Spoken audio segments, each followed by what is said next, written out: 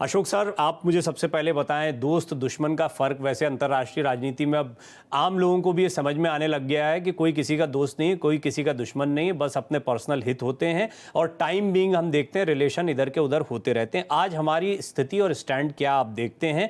और ऐसे में ब्रिक्स सम्मेलन हो जिसमें रशिया और चाइना बहुत महत्वपूर्ण है, और वैसे रशिया हमारा बड़ा परंपरागत दोस्त रहा है और चीन हमारा परंपरागत दुश्मन होते हुए भी बहुत बड़ा अलाय है व्यवसाय के दृष्टिकोण से।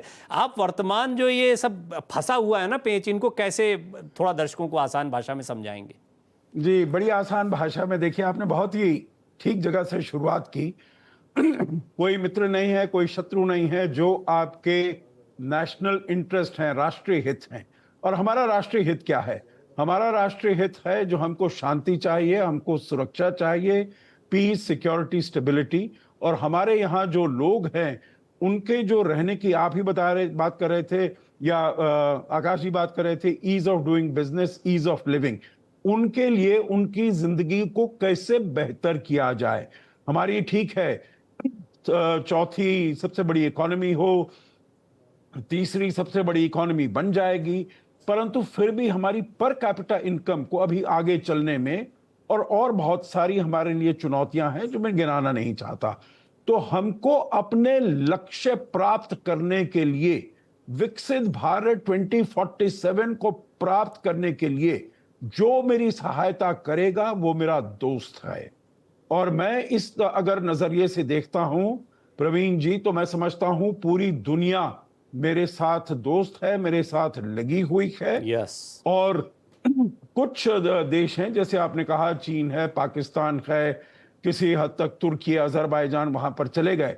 परंतु देखिए, पूरे जो विश्व के अगर प्रॉब्लम्स हैं, चैलेंजेस हैं, चुनौतियां हैं, अगर उनसे जूझना है, अगर उनसे समझना है, चाहे क्लाइमेट चेंज हो, टेररिज्म हो, सस्टेनेबल डेवलपमेंट गोल्स हो, किसी भी प्रकार की आप चुनौती देख लीजिएगा, भारत की पार्टिसिपेशन के बिना वो पूरा नहीं हो सकता। इसीलिए आपने देखा होगा G7 में हमारे रिश्ते कनाडा के साथ, द्विपक्षीय रिश्ते इतने अच्छे नहीं थे, परंतु फिर भी कनाडा को, भारत को बुलाना पड़ा, भारतीय प्रधानमंत्री को आमंत्रित करना पड़ा, क्योंकि जो भी विश्व की चुनौतियां हैं उसमें भारत का वहां पर, चाहे वो पीस, सिक्योरिटी, इकोनॉमिक डेवलपमेंट, किसी भी प्रकार के।